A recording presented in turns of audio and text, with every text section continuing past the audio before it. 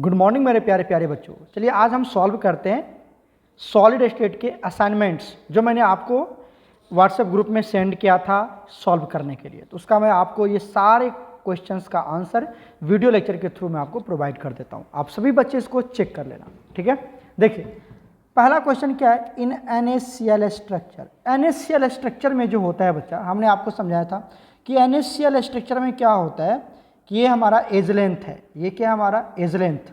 As length मतलब जैसे आप एक क्यूब बना लो, हमने क्या किया एक क्यूब बना लिया।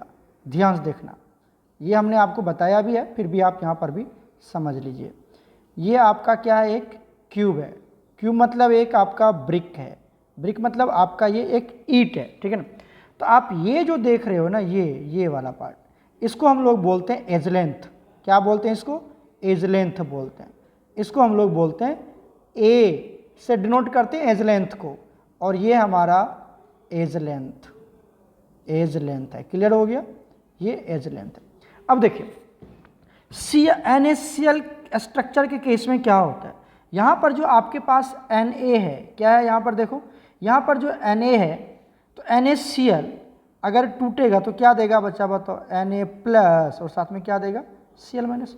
तो Cl माइनस कहाँ रहता है, कॉर्नर्स पर होता है। कहाँ पर होता है? कॉर्नर्स पर, याद रखना।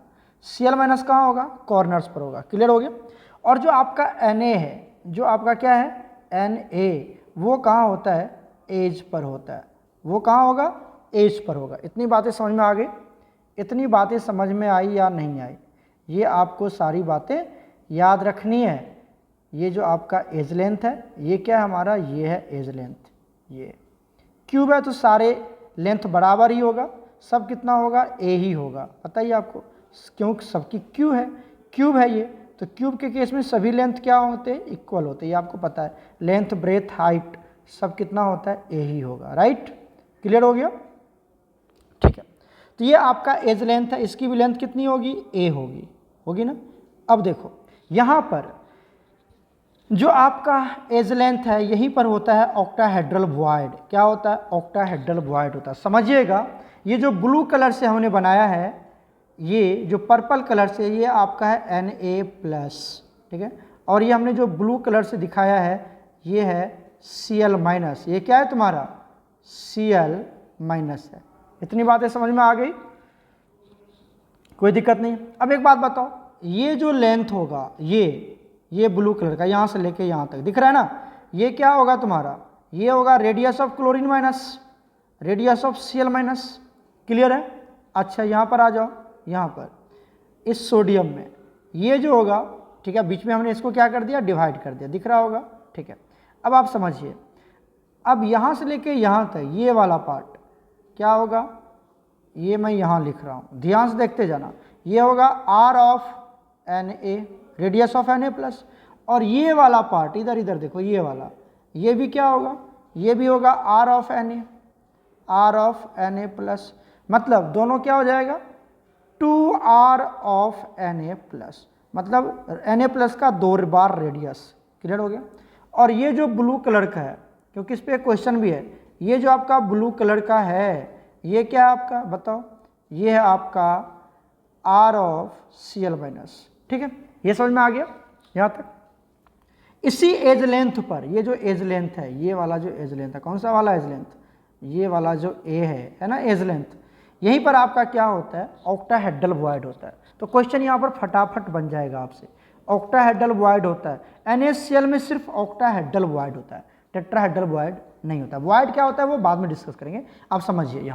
यहाँ पर सिर्फ होता है इस एज लेंथ पर, ये जो पूरा का पूरा यहाँ से यहाँ तक है, कहाँ से कहाँ तक, एक बार और देख लो, ये लेके यहाँ से लेकर के यहाँ तक, ये पूरा एज लेंथ है ना, ये ए है पूरा का पूरा।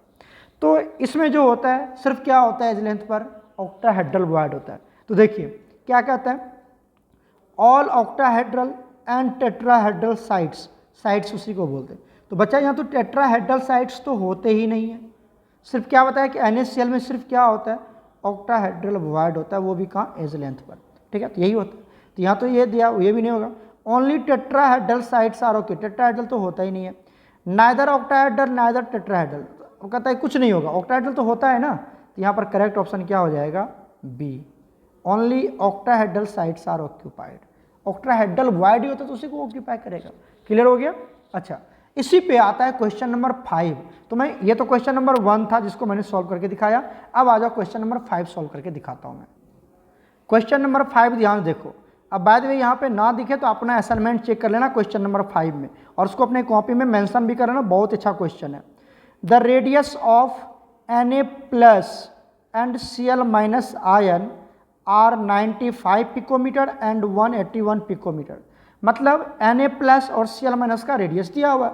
पूछ रहा है edge length of NaCl unit cell. NaCl unit cell का एज लेंथ क्या होगा? सोचो तो। मैं इस क्वेश्चन को एक बार दिखा भी देता हूं आपको, पूरा आप मेंशन कर लेना, ठीक है। देखिए क्वेश्चन यही है, the radius of Na plus and Cl minus ion कितना दिया हुआ है? 95 और 181। इसका मतलब क्या हुआ? जो Na प्लस है उसकी रेडियस कितनी दी हुई है? 95 पिकोमीटर। ये किसका दिया हुआ है? Na प्लस का, राइट। और यहाँ जो Cl माइनस है, ये जो Cl माइनस है इसका रेडियस कितना दिया हुआ है? 181 पिकोमीटर रेस्पेक्टिवली, है ना। तो इस तरह से पूछ रहा है edge length of NaCl unit का क्या होगा? एज लेंथ, ठीक है। तो ये मैंने आपको जूम करके दिखा दिया यहाँ पर। अब चलते हैं हम क्वेश्चन पर, ठीक है।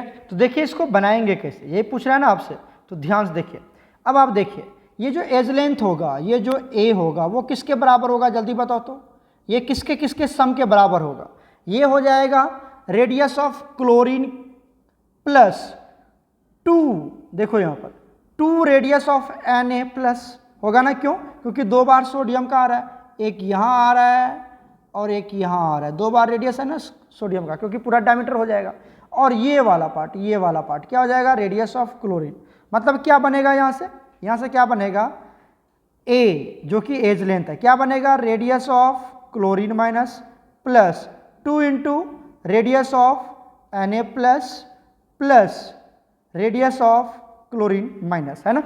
ये तो बनेगा 2 इंटू ये यहाँ आ गया, देख लीजिए।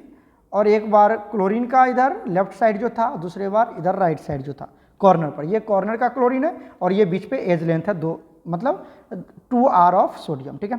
अब इसको जोड़ लो। इसका वैल्यू कितना दे रखा है बताओ? रेडियस ऑफ क्लोरीन कितना दे रखा है? एज लेंथ यहाँ पे दिया हुआ radius of chlorine 95, radius of chlorine दे रखा है 181 plus 2 into radius of sodium कितना दिया हुआ है?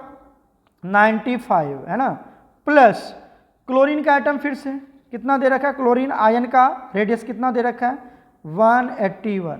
तो प्यारे बच्चों जब आप इसको ऐड करेंगे तो ये आ जाएगा आपका 552। और एटम ये रेडियस किस में निकालना है? पिकोमीटर में। यहाँ पे लगा देते हैं हम पिकोमीटर। यही आंसर आ जाएगा। कितना ईजी था। तो आपको NaCl का स्ट्रक्चर याद रखना है कि NaCl में जो ये हमारा एज लेंथ है, इस एज लेंथ में जो कॉर्नर पर है, कॉर्नर पर क्या होगा? Chlorine atom. कॉर्नर पर क्या होंगे? एटम बोलते हैं, क्लोरीन आयन। और एज लेंथ पर क्या होगा? यहाँ पर होगा आपका सोडियम का, ठीक है। तो इस तरह से आपको निकाल लेना। ये हो जाएगा 2R हो जाएगा ना, 2R पूरा का पूरा डायमीटर हो जाएगा। ये हो जाएगा R ऑफ क्लोरीन, ये हो जाएगा यहाँ से R ऑफ क्लोरीन, और ये हो जाएगा 2R ऑफ Na+, ठीक है। दोनों को जो ये स्ट्रक्चर आपको हमेशा याद रखना है, ठीक है। इस पे आराम से क्वेश्चन बन गया हमारा। चलते हैं नेक्स्ट क्वेश्चन पर। नेक्स्ट क्वेश्चन देखिए, क्वेश्चन नंबर 2 हम लोग चेकआउट करते हैं। क्या कहता है? Coordination number in CCP। CCP मतलब होता है क्यूबिक क्लोज्ड पैकिंग। लिख लेना। देखने का मतलब है कि सर जो बोल रहे हैं वो लिखते जाएंगे, क्योंकि पहली बार आप पढ़ रहे हैं सॉलिड स्टेट, तो आपको हर चीज जो टीचर बोल रहा है ना वो लिखना चाहिए, ठीक है। तो CCP मतलब क्या होता है? Cubic closed packing. और HCP मतलब होता है हेक्सागोनल क्लोज्ड पैकिंग, ठीक है। तो एक होता है HCP, एक होता है CCP, ठीक है। अरेंजमेंट होता है, तो कहता है मेटल एटम्स का अरेंजमेंट है किसमें? CCP में और HCP, क्यूबिक क्लोज्ड पैकिंग में और हेक्सागोनल क्लोज्ड पैकिंग में रेस्पेक्टिवली। तो कोऑर्डिनेशन नंबर की वैल्यू क्या होगा? कोऑर्डिनेशन नंबर का वैल्यू क्या होगा? यहाँ पर अगर आप CCP की बात करते हैं, HCP की बात करते हैं, तो कोऑर्डिनेशन नंबर कितना होगा? मतलब एक एटम के साथ कितने एटम अटैच होंगे, चिपके हुए होंगे, कांटेक्ट में होंगे। तो समझिए, आपको मैं समझाता हूँ। ये तो मैंने दिखा दिया, अब आइए आपको मैं समझाता हूँ। यहाँ पर देखो बच्चा, अगर आपको CCP दिया हुआ है, समझ लीजिए, ज़्यादा डिटेल में नहीं जाएंगे। CCP मतलब क्यूबिक क्लोज्ड पैकिंग, या फिर HCP दिया हुआ है, हेक्सागोनल क्लोज्ड पैकिंग, ये दिया हुआ है, या फिर और इधर देखो ये, अब यही से समझ में आ जाएगा, या आपको FCC दिया हुआ है। FCC मतलब face centred cubic unit cell, है ना। तो इस तीनों के केस में याद करने के लिए मैं आपको सिखा रहा हूं, ध्यान से समझिए। इस तीनों के केस में कोऑर्डिनेशन नंबर जो होता है वो 12 होता है। तो कैसे याद करेंगे, आपको FCC तो पता है ना, हमने पढ़ाया। FCC के केस में कोऑर्डिनेशन नंबर कितना होता है, अभी पढ़ाया था। SCC के केस में कोऑर्डिनेशन नंबर कितना होता है बच्चा, बताओ तो, 6, ठीक है। BCC बोला था ना, याद कर जाना इसको, ऐसे बहुत प्रॉब्लम क्रिएट करेगा। BCC के केस में कोऑर्डिनेशन नंबर कितना होता है, 8, और FCC के केस में कोऑर्डिनेशन नंबर कितना होता है, 12, ठीक है। और अगर यहां पर FCC याद है तो इसी से लगे आप ये भी याद कर लेना CCP, और क्या याद कर लेना, HCP। ये तीनों एक ही बात है कोऑर्डिनेशन नंबर के केस में। इस तीनों की कोऑर्डिनेशन नंबर कितनी होगी, 12। तो ऑप्शन कौन सा सही हो जाएगा, आप चेक कर लीजिए। ऑप्शन सही हो जाएगा इसका D। तो चलिए ऑप्शन आपको दिखाता हूं मैं। तो देखिए ऑप्शन क्या हो जाएगा, D।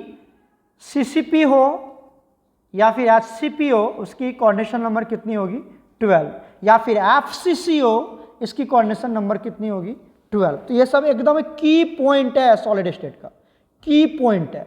मैंने वो वीडियो आपको दिया था ताकि आप नोट्स बना पाए। अगर की पॉइंट की बात करें तो ऐसे ही पढ़ा के निकल लेंगे।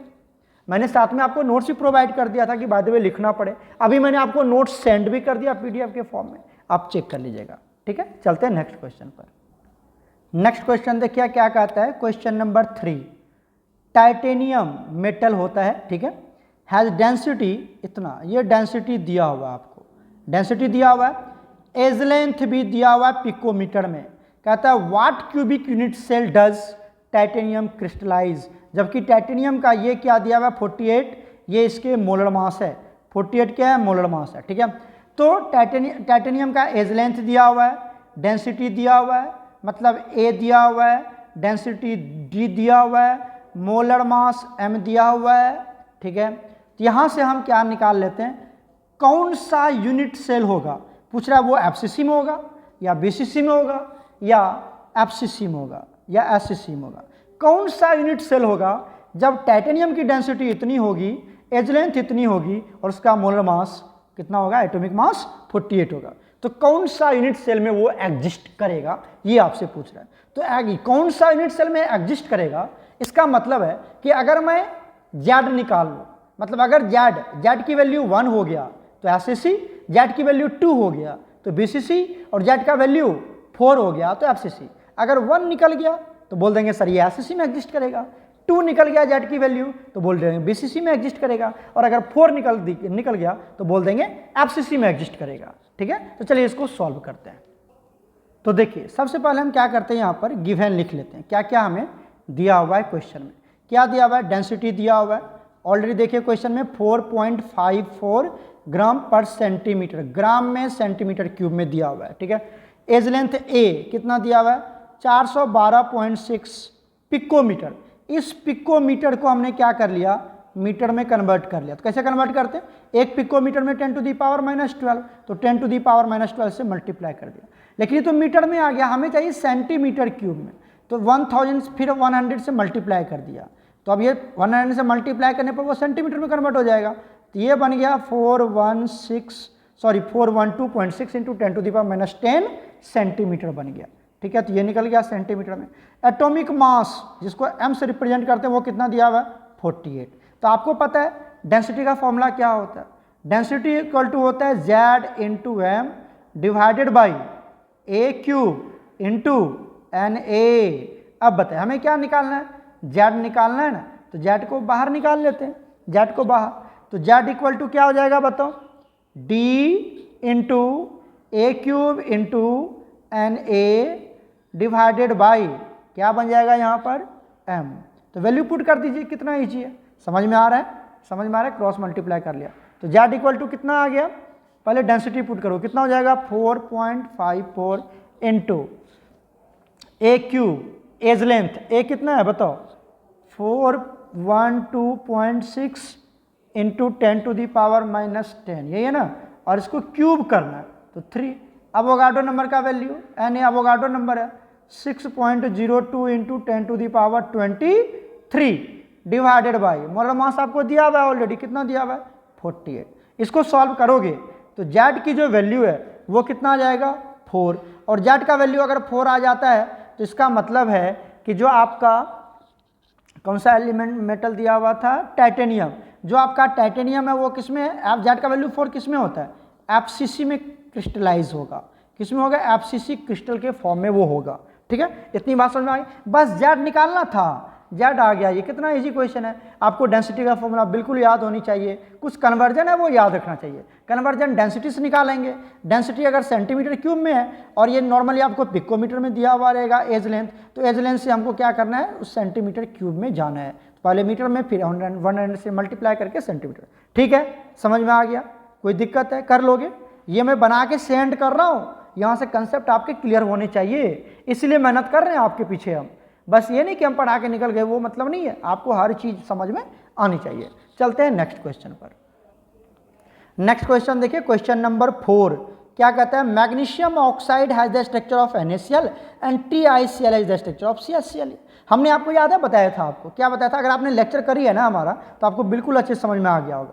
हमने क्या बताया था कि हमें 2 ही स्ट्रक्चर पढ़ना है, एक पढ़ना है NaCl स्ट्रक्चर और दूसरा पढ़ना है CaCl स्ट्रक्चर, बताया था ना मैंने आपको 2 स्ट्रक्चर पढ़ना है। तो जो MgO है उसका NaCl का स्ट्रक्चर होता है, और जो TiCl है टाइटेनियम क्लोराइड उसका क्या होता है CaCl स्ट्रक्चर होता है। तो what is the coordination number of ions in each etch, कह रहे सब में क्या उसका कोऑर्डिनेशन नंबर होगा। ठीक है, तो यहाँ पर आप याद कर लीजिए, आराम से निकल जाएगा। चलिए मैं इसको सॉल्व करता हूँ। तो देखिए आपको क्या याद रखना है, हमारे पास जो स्ट्रक्चर होता है वो होता है AB type structure, AB type structure, AB मतलब Na हो गया 1 है, Cl भी 1 है, तो NaCl B दोनों 1 1 ही है ना, A1 B1, तो ये Na हो गया A, Cl हो गया B, CS हो गया A, Cl हो गया B, तो ये AB टाइप स्ट्रक्चर है, NaCl स्ट्रक्चर और दूसरा CaCl स्ट्रक्चर। क्लियर हो गया। अब NaCl में जो कोऑर्डिनेशन नंबर होता है वो 6:6 होता है, याद कर लेना, और CaCl में जो होता है 8:8 होता है, याद कर लेना कोऑर्डिनेशन नंबर। मतलब Na प्लस और Cl माइनस, Na प्लस को 6 एटम या आयन सराउंड करेगा, और क्लोरीन आयन को भी 6 आयन अदर आयन्स क्या करेगा सराउंड करेगा। उसी तरह से CaCl में CaCl की बात करते हैं तो CS को भी कितना आयन सराउंड करेगा 8 आयन सराउंड करेगा, और Cl को कितना आयन सराउंड करेगा 8 आयन्स सराउंड करता है। तो कोऑर्डिनेशन नंबर क्या हो जाता है 8:8 CaCl के केस में, और यहाँ क्या हो जाता है 6:6। तो ये बात आपको हमेशा याद रखना है। अब देखिए यहाँ पर पूछ रहा है कि जो अब यहाँ पर NaCl भी दे रखा है और CaCl भी दे रखा है, तो आप हाईएस्ट वाला लोगे, कितना हो जाएगा 8:8, ऑप्शन सी करेक्ट होगा इसका। ठीक है, तो 8:8 कोऑर्डिनेशन नंबर कितना मैक्सिमम एटम सराउंड करेगा उसको, तो 8:8 ले लेते हैं हम लोग। ठीक है, तो option C is absolutely correct. तो ये coordination number direct based question है, बस आपको याद होनी चाहिए। ठीक है बच्चा, चलते हैं नेक्स्ट क्वेश्चन पर। नेक्स्ट क्वेश्चन देखिए क्या कहता है, ये तो 5 मार्क्स का 5 नंबर के क्वेश्चन हमने अभी करवा दिया है आपको। ठीक है, 6 नंबर के क्वेश्चन देखिए क्या कहता है, which type of crystal solid is called giant molecule. ये तो हमारे नोट्स में पढ़ लेना, नोट्स में ऑलरेडी दिया हुआ है। कोवलेंट सॉलिड को हम लोग क्या बोलते हैं, जेंट सॉलिड भी बोलते हैं। ठीक है, उसके बाद आ जाओ यहाँ पर जो नेक्स्ट क्वेश्चन है वो क्या कहता है, ये भी बहुत ही अच्छा क्वेश्चन है, इस पर भी फोकस करना। The radius ratio of CaCl is 0.93, the expected lattice crystal या स्ट्रक्चर क्या होगा। अब आपको यहाँ पर रेडियस रेशियो दिया हुआ है, क्या दिया हुआ है रेडियस रेशियो, मतलब ये क्वेश्चन है रेडियस रेशियो का। तो चलिए रेडियस रेशियो को अच्छे से समझते हैं। ठीक है, तो देखिए सबसे पहले समझते हैं रेडियस रेशियो क्या होता है। रेडियस रेशियो, रेडियस का रेशियो निकालना है, तो it is the ratio of radius of cation, जिसको हम R+ से डिनोट करते हैं, ये याद रखना। रेशियो निकालना है radius of cation to the radius of anion.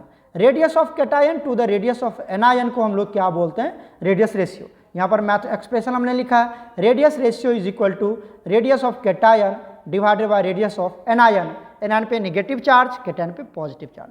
ठीक है, समझ में आया, ये रेडियस रेशियो का क्या होता है, एक्सप्रेशन होता है। नेक्स्ट जो बात यहाँ पर समझने वाली बात है वो समझिए, नोट्स बना लेना, अभी समझा रहा हूँ पूरा डिटेल में, अदरवाइज हम टिक लगा के निकल लेते हैं यहाँ से, बट समझा रहा हूँ पूरा डिटेल, तो सभी बच्चे ध्यान से देखना इसको। चलिए नेक्स्ट पार्ट देखते हैं। यहाँ पर हम क्या ले लेते हैं, r plus by r minus, मतलब क्या ले लिया, ये हमने रेडियस रेशियो ले लिया, और यहाँ पे ले लेते हैं हम स्ट्रक्चर, क्या ले लेते हैं, स्ट्रक्चर। स्ट्रक्चर ही तो पूछ रहे हैं आपसे, तो समझिएगा यहाँ से। चलिए ध्यान देना, रेडियस रेशियो और स्ट्रक्चर की बात कर लेते हैं हम लोग, ठीक है, ध्यान से देखते जाओ, कोई दिक्कत नहीं, आराम से समझ में आएगा बच्चा, सिर्फ ध्यान से देखते जाओ, कुछ भी दिक्कत नहीं है। ओके नेक्स्ट देखिए, अगर हमने रेडियस रेशियो, ये होता है प्रैक्टिकल वैल्यू है 0.1552, 0.225, तो इस समय जो स्ट्रक्चर बनेगा वो क्या बनेगा, ट्राइगोनल प्लेनर। क्या होगा, ट्राइगोनल प्लेनर। याद करना पड़ेगा बच्चा, ये सब याद करना पड़ेगा, और कोई इसका लॉजिक नहीं है, ये सब याद करना पड़ेगा, हमने भी याद करी है लाइफ में। तो 0.1552 टू 0.225 अगर रेडियस रेशियो आता है तो क्या होगा, ट्रायगोनल प्लेनर होगा, राइट। अब आइए, अगर रेडियस रेशियो क्या आ जाता है, अब इससे आगे चलो, 0.225 टू अगर आ गया 0.414, तो इसका जो स्ट्रक्चर होगा वो क्या होगा, टेट्राहेड्रल स्ट्रक्चर होगा। क्या होगा, टेट्राहेड्रल। जैसे वो कोई सॉल्ट है, अगर उसका रेडियस रेशियो इस बीच में लाई कर रहा है तो वो टेट्राहेड्रल ज्योमेट्री शो करेगा, समझ में आया, जैसे NaCl अगर इसमें आ जाए तो। चलिए देखते हैं, और अगर अब आगे चले जाओ यहाँ से 0.44 से, तो 0.414 टू 0.732 आ गया, तो ये होता है ऑक्टाहेड्रल। किस में जाएगा, ये ऑक्टाहेड्रल ज्योमेट्री में जाएगा, ठीक है। और अगर आगे लेके आ जाओ, आगे इसी से आगे बढ़ जाओ, 0.732 टू अगर 1 आ गया तो ये आ जाता है BCC स्ट्रक्चर में। किस में आ जाएगा, BCC स्ट्रक्चर में, मतलब वो कंपाउंड BCC स्ट्रक्चर में लाई करेगा। देखो हमारे पास CHCl है, क्या है, CHCl है ना, तो CHCl का रेडियस रेशियो कितना दिया हुआ है, CHCl, अरे ये पता चल गया, नोट बना लेना अच्छे से, नोट्स कर लेना अच्छे से, बना लेना अच्छे से। तो CHCl का जो रेडियस रेशियो है r plus by r minus, जो इसका वैल्यू दिया हुआ है, ये कितना दिया हुआ है, 0.93। तो बोलता है CHCl किस स्ट्रक्चर में लाई करेगा, किस स्ट्रक्चर में एग्जिस्ट करेगा। तो देखो 0.93 कहाँ से आएगा तुम्हें, 0.9 इससे भी बड़ा है, तो ये इसी के बीच में आएगा जी, मतलब वो BCC स्ट्रक्चर में लाई करेगा। कौन सा स्ट्रक्चर, BCC स्ट्रक्चर में लाई करेगा। एकदम रेशियो याद है, क्वेश्चन फटाफट बन जाएगा। तो BCC कहीं दिया हुआ है, देखो तो, हाँ यहाँ पे दिया हुआ, बॉडी सेंटर लिखा हुआ है, तो option D is absolutely correct. Clear हो गया, ऑप्शन डी में देख लीजिए BCC है। क्लियर हो गया, चलते हम लोग नेक्स्ट क्वेश्चन पर। नेक्स्ट क्वेश्चन देखिए क्या कहता है, एमॉर्फस सॉलिड। एमॉर्फस सॉलिड को क्या बोलते हैं हम लोग, फॉल्स सॉलिड भी बोलते हैं। क्या बोलते हैं, फॉल्स सॉलिड। इसको एक और नाम देते हैं, क्या नाम देते हैं, सुपर कूल्ड लिक्विड। क्या नाम देते हैं बच्चा, इसको एमॉर्फस सॉलिड को एक और नाम दिया जाता है फॉल्स सॉलिड, और एक नाम दूसरा है सुपर कूल्ड लिक्विड, मतलब ये लिक्विड है, सॉलिड है नहीं, सुपर कूल्ड लिक्विड। याद है आपको, प्लास्टिक, कोल तार, ग्लास, जो विंडो में हम लोग ग्लास यूज करते हैं, ये सब एमॉर्फस सॉलिड का एग्जांपल है। तो इसमें क्या होता है बच्चा, इसकी शार्प मेल्टिंग पॉइंट होती है क्या, नहीं गलत है। शार्प मेल्टिंग पॉइंट मतलब फिक्स मेल्टिंग पॉइंट, फिक्स नहीं होता है, एक रेंज में मेल्ट करता है। जैसे आयरन का मेल्टिंग पॉइंट 3000 डिग्री सेल्सियस है, तो आयरन 3000 पे आएगा तो मेल्ट करना शुरू कर देगा। वही प्लास्टिक ले लो, अगर प्लास्टिक 200 से 300 डिग्री सेल्सियस पे मेल्ट करता है तो वो 200 आएगा मेल्ट करना शुरू हो जाएगा, 300 तक पहुंचेगा फिर भी मेल्ट ही होता रहेगा, एक रेंज पर मेल्ट करता रहता है। तो ये शार्प मेल्टिंग पॉइंट नहीं होता, तो गलत है। Undergo clean cleavage when cut, मतलब क्लीन क्लीवेज मतलब अगर एक टुकड़ा है, मान लो इसको तुमने कट कर दिया, इसको तुमने चाकू से कट कर दिया, तो ये दो एकदम प्लेन में कट हो जाएगा, एकदम प्लेन पार्ट में कट हो जाएगा। तो ये होता है क्रिस्टलाइन सॉलिड, ये होता है क्रिस्टलाइन सॉलिड। एमॉर्फस में क्या होता है कि जब ये कट होगा ना बच्चा, तो इस तरह से एक लाइन बना लेगा, पूरे अच्छे से कट नहीं होगा, मतलब ये पूरे अच्छे से कट नहीं होगा, इस तरह से ये शार्प नहीं होगा, वहाँ पर क्लीवेज, शार्प क्लीवेज नहीं होता, वो टेढ़ा मेढ़ा कटिंग होता है वहाँ पर, ठीक है। तो कहता है अंडरगो क्लीन क्लीवेज, ये भी नहीं होता है, ठीक है। दूसरा क्या कहता है, डोंट अंडरगो क्लीन, हाँ ये डोंट अंडरगो, अच्छा क्लीवेज नहीं जाता, ये इस तरह से कट नहीं होगा, इस तरह से कट नहीं होगा, मतलब जैसे ये इस तरह से कट, ध्यान से देखो, इस तरह से कट नहीं होगा, एक रंग से कट हो गया ना, प्लेन से कट हो गया, ऐसा कट नहीं होता है वो। तो option C is absolutely correct. Possess definite orderly arrangement over a long time. तो ऑर्डरली अरेंजमेंट, अच्छा, don't undergo clean cleavage when cut with, ये भी सही है अमोर्फस सॉलिड में, ठीक है, वो क्लीन क्लीवेज नहीं जाता है अमोर्फस सॉलिड। दूसरा है possess orderly arrangement over a long distance, ये भी गलत है, ये भी नहीं शो करता है, वो ऑर्डर अरेंजमेंट नहीं शो करता है, इन ऑर्डरली थोड़ा सा प्रोसेस करता है बाकी नहीं करता है, तो ये भी गलत है। सही कौन हो जाएगा? सी। समझ में आ गया? चलते हैं नेक्स्ट क्वेश्चन पर। ये भी क्वेश्चन देखो, question number 9 very very important है, ऐसा क्वेश्चन बार बार देखने को मिलेगा। कौन सा क्वेश्चन पता चला आपको? एक तो डेंसिटी वाला क्वेश्चन और एक ये वाला क्वेश्चन, ये सब बहुत इंपॉर्टेंट है, ध्यान से देखना, बहुत इंपॉर्टेंट है। A compound formed by the elements of A and B, मतलब एक कंपाउंड है जो एलिमेंट ए और बी से मिलता है, दो एलिमेंट है ए और बी, उससे मिलकर कंपाउंड बनता है। हैज अ क्यूबिक स्ट्रक्चर, कैसा स्ट्रक्चर है? क्यूबिक, क्यूब लाइक स्ट्रक्चर है, ठीक है। और उसमें क्या कहता है, ध्यान देखिए, उसमें कहता है कि जो ए एटम है वो कहाँ लाई करता है? कॉर्नर पर लाई करता है। एटम ए कहाँ लाई करता है? कॉर्नर पर, याद रखना। और दूसरा क्या कहता है कि जो एटम बी है वो फेस सेंटर पे लाई करता है। बी कहाँ लाई करता है? फेस सेंटर पे। तो कंपाउंड का फॉर्मूला क्या होगा ये पूछ रहा है, समझ में आ गया? चलिए इसको हम लोग सॉल्व करते हैं। हाँ बताओ, एटम ए कहाँ है? एटम ए कहाँ पर है? ये एट कॉर्नर्स, कहाँ पर है? कॉर्नर्स पर है। तो एटम ए अगर कॉर्नर्स पर से है तो कितना होगा? तो नंबर ऑफ एटम ए कितना हो जाएगा? कॉर्नर पर कितना होता है? 1/8 तो होता है ना, तो 1/8 कितना एटम है? 8 कॉर्नर होते हैं, हमने आपको पढ़ा रखा है, तो कितना हो जाएगा? ये 1। तो एटम ए कितना हो गया? 1 हो गया, एटम ए 1 आ गया, ठीक है। अब आ जाओ यहाँ पे देखो, एटम बी, वो कह रहा है ना कि एटम बी कहाँ है? आर एट, बताओ, फेस, कहाँ पर है जी?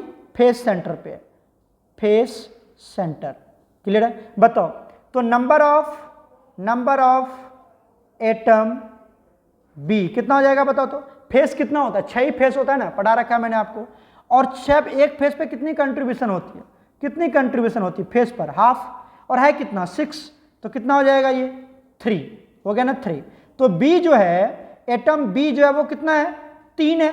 एटम ए जो है वो कितना है? 1 है। मतलब एटम ए जो है वो 1 है और एटम बी कितना है? 3 है। तो क्या बन गया? AB3 बन गया ना, कंपाउंड बनेगा AB3। 1 तो नहीं लिखते, तो AB3 कंपाउंड बनेगा। आप इसका आंसर चेक करें कौन सा होगा। देखो यहाँ पर AB है, यहाँ पर AB2 है, आ जाओ इधर दिखाता हूँ AB3, तो option C is absolutely correct. कितना इजी क्वेश्चन था, एकदम फटाफट बन जाता है, फटाफट बन जाता है, ठीक है। तो उम्मीद है आपको ये समझ में आया होगा। और ऐसा ही क्वेश्चन है हमारे पास, क्वेश्चन नंबर 10, जो आप खुद से बनाओगे, आपके पास असाइनमेंट है, आप चेक कर लेना, बिल्कुल सेम टू सेम है, सेम टू सेम। तो ये मैंने आपको होमवर्क दिया, आप खुद बनाएंगे, ठीक है। तो आज इतना ही रहने देते हैं, फिर आपको कोई दिक्कत है तो आप हमें पूछिए, हम उसको एक्सप्लेन करते हैं। ओके बच्चा, गॉड ब्लेस यू ऑल।